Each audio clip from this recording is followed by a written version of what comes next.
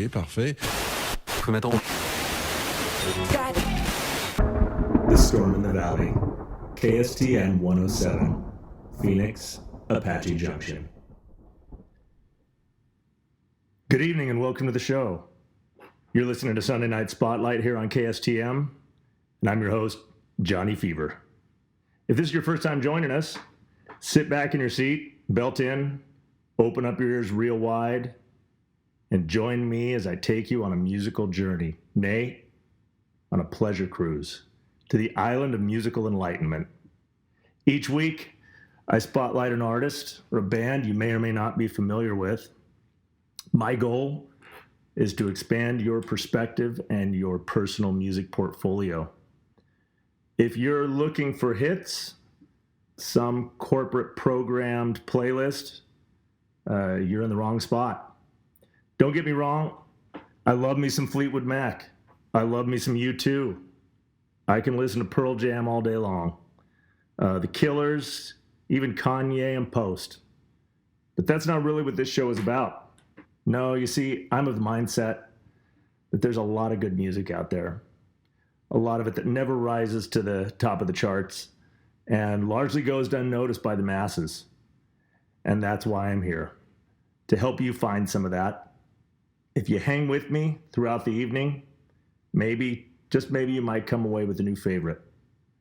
The song that kicked things off for us this evening was The Paris Match from the Style Council's 1984 LP, Cafe Blue. But it's not the Style Council we're going to be listening to tonight. If you're familiar with that band, you probably noticed that was not Paul Weller or Mick Talbot singing. Joining them on that track was an emerging duo known as Everything But the Girl, Ben Watt and Tracy Thorn. Relatively unknown on this side of the pond, Everything But the Girl would emerge to be a household name in the UK. In the early 80s post-punk environment, new wave had become very commercialized. Alternative music was splintering into a number of different directions. One of those directions was the jazz-influenced genre known as sophisti-pop, for lack of a better term. Inclusion in that genre would see Everything But the Girl compared to contemporary bands including the Style Council, Sade, Scritti Politti, Swing Out Sister, and Prefab Sprout. Whatever you want to call it, Everything But the Girl undeniably emerged as a leader of the movement. That would see it influencing a number of different bands, and Everything But the Girl would also rise to the top of the UK charts time and time again. In 1984, Everything But the Girl released its first album, known as Eden in the UK. It was released as a self-titled LP in the United States.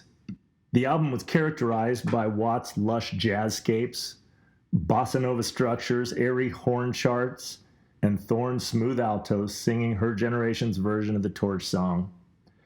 Naturally, this attracted fans of sophisticated pop and vocal jazz. But there was another type of listener that was drawn in. Young music fans who were disillusioned and yearning for something new. That's where yours truly came in. From the moment I heard the needle drop on the album's first track, Each and Every One, I was hooked.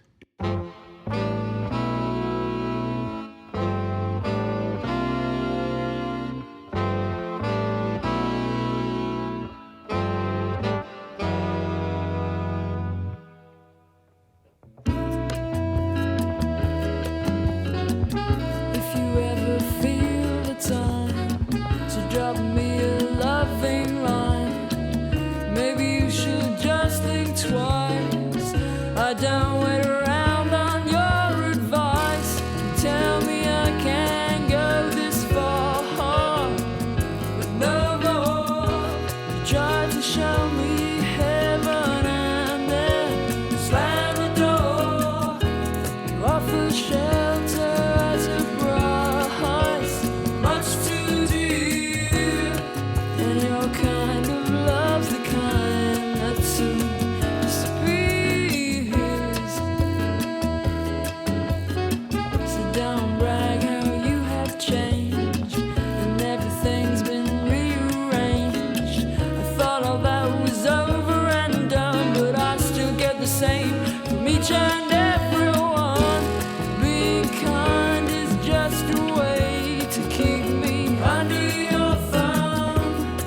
can cry because that's something we've always done. You tell me I'm free of the boss now, and all those lies, and for me the same thing in different guise.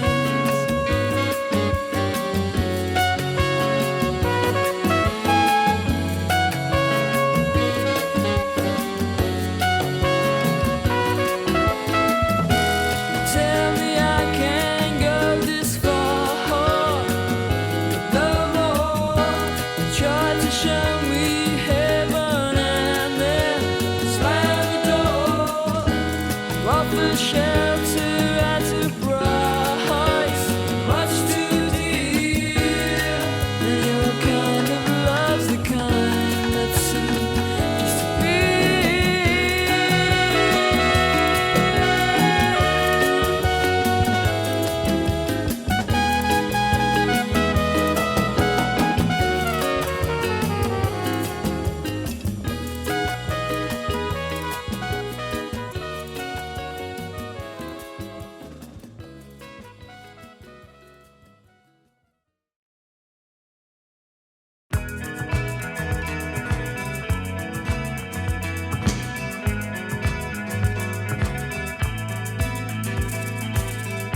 don't show your tears, but hold I laugh you out the house.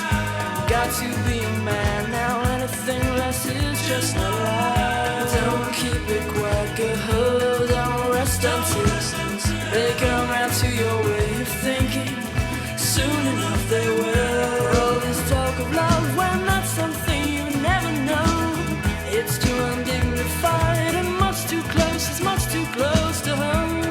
Times it's if I hand, that's no way to do it. Well, you may be right, but I don't like your alternatives. Times like these, they sort the boys out from the men. And down here with the girls is where I end up again. And all this talk of love, when that's something you never know. It's too undignified and much too close, it's much too close to home. Should I say well done when I know how he was done? You were his prize and jewel, turned out to be cruel. But I always rejoice to see us rinsing around from off the boys. And all this talk of love when that's something you never know. It's too undignified and much too close, it's much too close, much too close, it's much too close to home. The Storm in the Valley, KSTM 107, Phoenix, Apache Junction.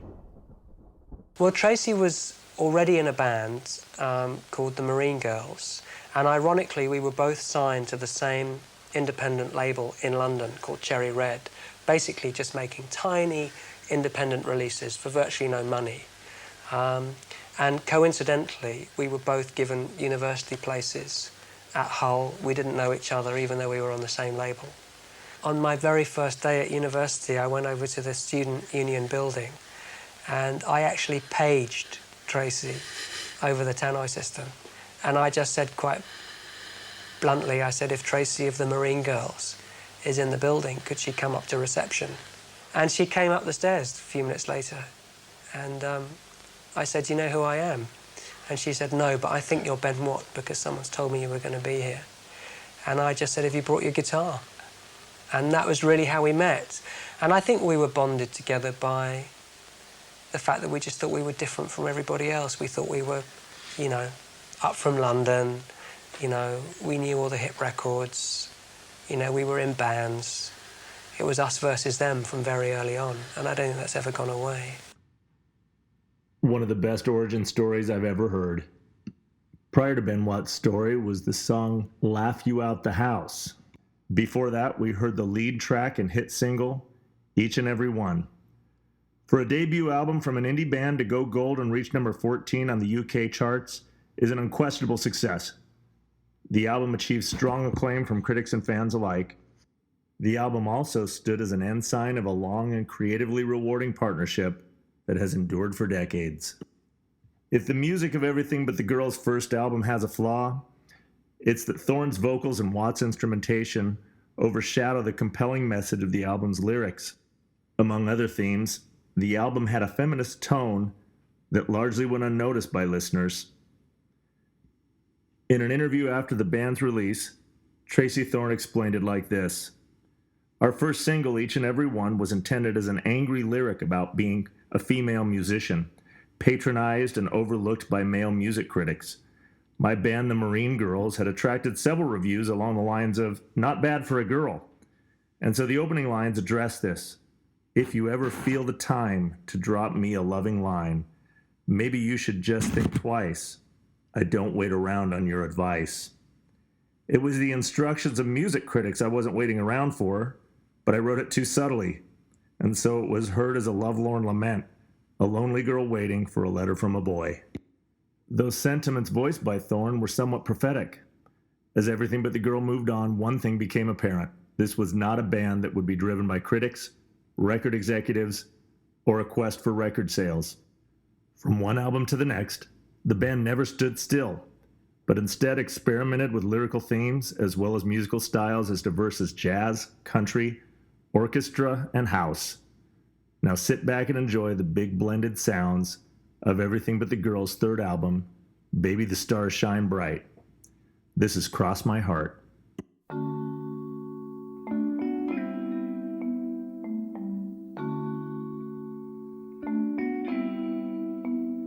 Now and then, do you wash your hands of me again?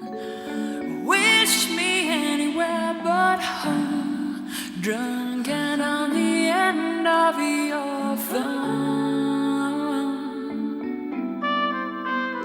From time to time, do you guess what's really on my mind? Guess that how you keep it now means where are you sleeping now? But of course it's not polite to ask you where you spent last night. And if I did, you might reply that I have no right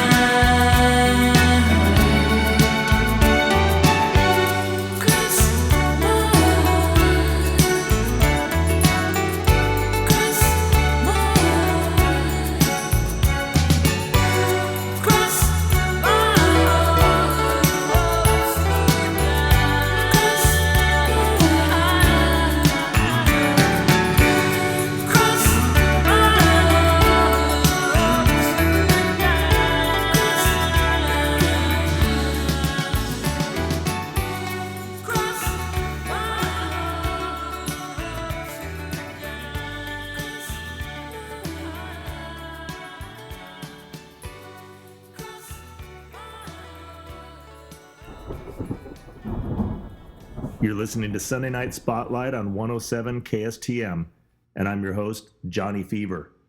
Tonight we're taking a deep dive into the eclectic sounds of Everything But the Girl. From album to album, Everything But the Girl's styles and sounds shifted. Thorne and Watt experimented with different setups, both large and small. For the band's fourth album, Idlewild, the duo went with a small supporting cast, synthesizers, and a drum machine. As it turned out, the setting is perfect for the intimate songs of their most accessible recording. Idlewild remains the band's most revered and critically acclaimed album. In fact, it was included in the 2005 book, 1001 Albums You Must Hear Before You Die. For anyone wanting an introduction to the band, most any diehard fan would likely say, start here, then go on to the rest of this remarkable group's catalog. Here are two of my favorite tracks from my favorite Everything But the Girl album.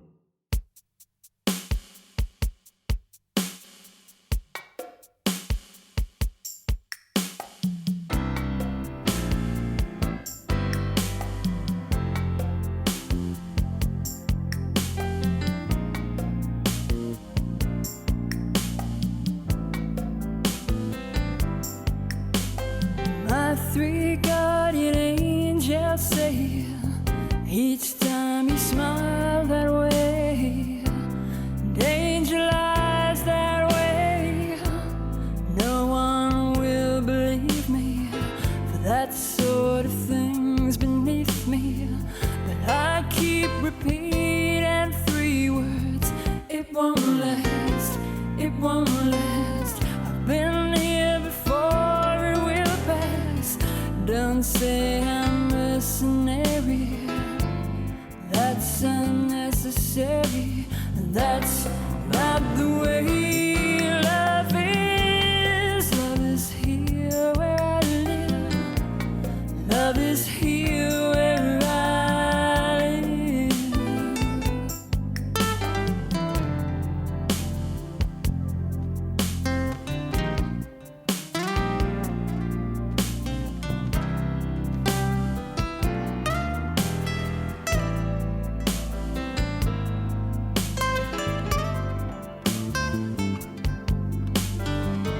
Desire is a child that clings, and I know the trouble it brings. I remind myself each minute my home is here and my love is in it. That's not the way love is. Love is here where I live. Love is here where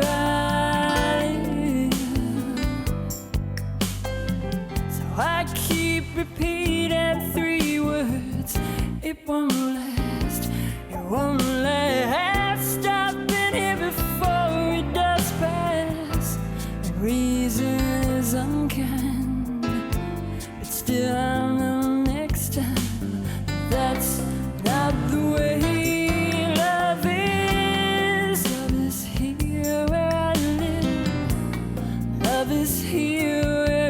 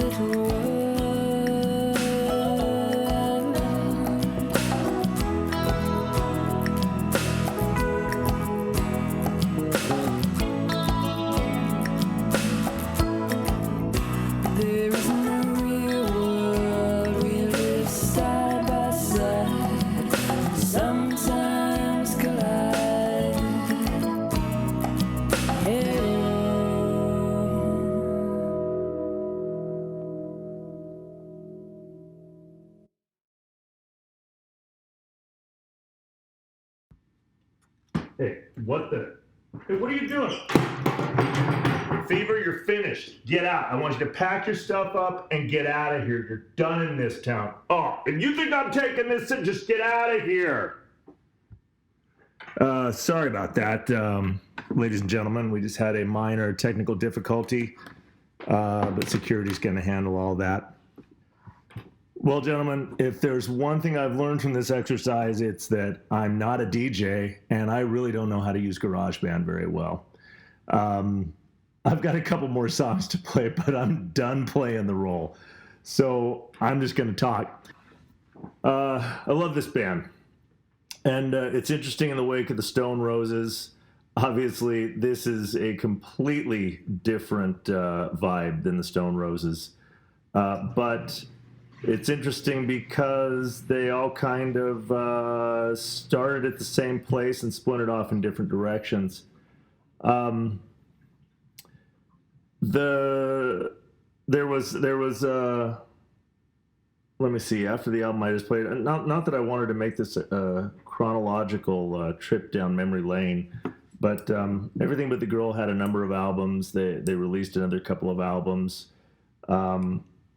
And then Ben Watt, it was on the eve of a U.S. tour, and he had some health issues, some pretty bad ones. They took him to the hospital, and it was lots of tests and 7 months of hospitalization. He had some rare autoimmune disease, lost a ton of weight, almost died. It was in the wake of that they recorded their most commercially successful album. It's called Amplified Heart. And they did make it to the U.S. and they did a tour. And interesting story, I had tickets with Scott and his wife to go see him at the Coach House in Orange County. And on that day, it was a Friday, and I was managing some Taco Bells in California, in the Southern California region. And on that morning, I was held up at gunpoint in the parking lot of a Bank of America in Glendora. And I was a bit rattled, to say the least. And so I went home that afternoon, knocked off early, went home, called Scott and said, I don't think I can go tonight. I'm not going to go tonight. And he's like, what? What are you talking about? And he talked me into going. I don't think he had to talk me into it very hard, because I knew it would get my mind off my troubles. So we go down there. And if you've ever been to the Coach House, if anybody has ever been to the Coach House, I bet Marv has been to the Coach House. It's just kind of tables set around a stage. And we got seated in the back, and then I see the maitre d' kind of seating people up near the front. And I'm like, what's going on? What's going on with this? And I'm kind of naive when it comes to sliding people money to give you a seat, but that's how it works. So I walked up to the maitre d' and I said, so my fine gentleman, what would it take for me and my two friends to be seated down near the stage? And he said, well, there's three of you. I think $20 would do it. That's pretty cheap.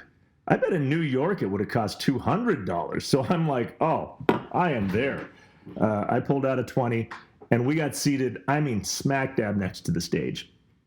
On that concert, it was just Ben and Tracy, two guitars, acoustic. And they came out, and they were like 10 feet away from me, and played a great set. Ben was still looking pretty skinny. It was one of the best shows I've seen. I've seen Everything But the Girl like 5 times, 6 times. That was the last time I saw him. And as they finished the last set, they step up from their stools, and the crowd rose up in a standing ovation. Well, that put me about 3 feet away from Ben Watt, and without even thinking about it, my hand just reached out to shake his hand. And he looked a little taken aback, and he kind of, he just, the veil has been broken. But when somebody gives you your hand to shake, he just responded by shaking my hand. And it was totally cool. great memory, and it's a great album. So I'm going to play a couple of cuts from Amplified Heart. Then I'm going to I'm gonna send you the playlist, obviously, so you can hear all the songs that's been on this thing. I hope you've enjoyed it. I hope it wasn't too painful to have to sit through this whole thing. But I think in my mind, this was going to come out a lot better than it did. So for whatever it's worth, this is my presentation.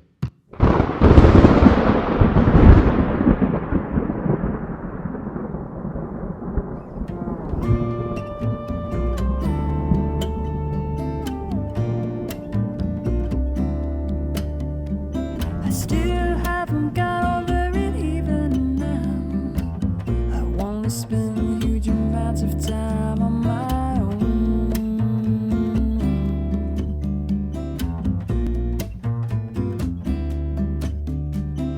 I don't wanna cause any serious damage. I wanna make sure that I can manage, because I'm not really in your head. I'm not really in your head.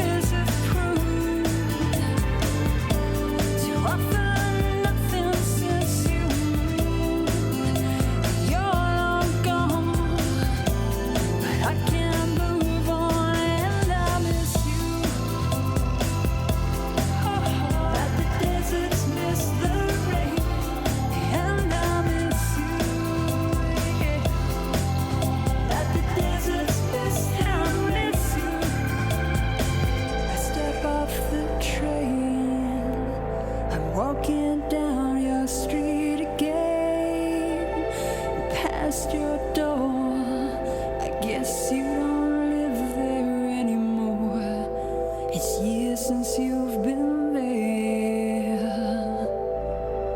And now you've disappeared somewhere, like out of space. You found some better place, and I miss you. Yeah.